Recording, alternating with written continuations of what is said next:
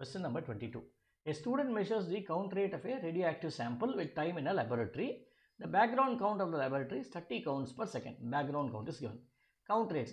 See, in a count rate, it is 150 at time t equal to 0.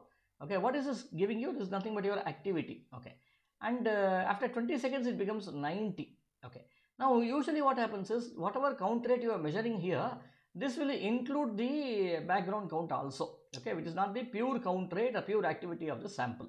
So therefore what you need to do is you need to subtract this one to get the ideal one. So if I subtract it, now let me put one more column. So this will give you, what does it give you? This will give you what is the count rate, okay, after subtracting the background count. So I'll write this as A minus BG count. Okay, when I do this, so this will become 150 minus 30, which will be equal to 120 here. Now similarly, when I do this one here, what will happen? 90 minus 30, it will become 60 over here. Now if you look at the pattern, when you look at this, see, so initially the activity was A, which was 120. After one half life, this was seen to be A by 2. This goes in hand, okay, but here you will not be able to find that pattern, right? Okay, then after 40 seconds, what could be the count rate here? This will become A divided by 4. 120 divided by 4 should be around 30. Okay, now what is the question? Now, what is the time at which the student measures the count rate of 45 counts per second? What do you mean by 45 counts per second?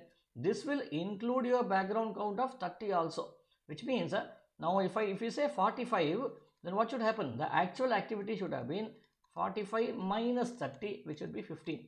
So we should now be able to find out when does this sequence arrive 15. See, so here at a time of 40 seconds, we have arrived at activity of 30 here, and at a time of 60 seconds, we have arrived at an activity of 15 over here, okay, which becomes A by 8 over here, right? So therefore, so how much time does it take? It is 0, 20, 40, 60 seconds over here. So the right answer is going to be 60 seconds.